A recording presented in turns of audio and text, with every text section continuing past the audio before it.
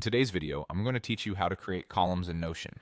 Columns are a simple way to organize information side by side, whether you're planning a project, building a dashboard, or just trying to make a page easier to scan. We'll walk through the exact keystrokes you need, and I'll share a few tips to keep everything smooth and frustration-free. Start by opening the page where you want your columns. Make sure your cursor is on a brand new, empty line. This matters because Notion's quick commands work best when there's nothing else on that line. Now type a single /. That slash opens Notion's command menu, a quick launcher that lets you insert all kinds of blocks without taking your hands off the keyboard. You'll see a small menu pop up with suggestions. Next, begin typing the word column. As you type, Notion will filter the menu in real time and show you preset column layouts.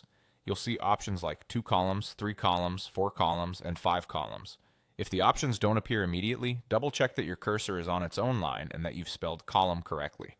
You can use your mouse to click the option you want, or keep your hands on the keyboard and use the arrow keys to highlight it, then press enter.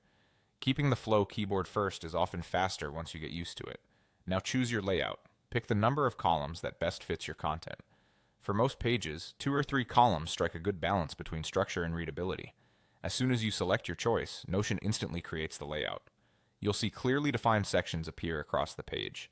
Each section functions like its own mini area, ready to hold text, headings, to-dos, images, embeds, or any other Notion block you use regularly. Click into a section and start typing to add content right away.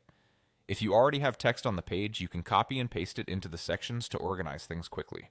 Give each section a clear purpose so your page stays easy to navigate at a glance. For example, you might keep notes on the left and action items on the right, or put context up top and references beside it. If the layout feels too crowded, try a layout with fewer columns next time. If you need more separation, pick a layout with more. And that's it. With a /, a quick column search, and a simple selection, you can transform a plain page into a clean, multi-column layout in seconds.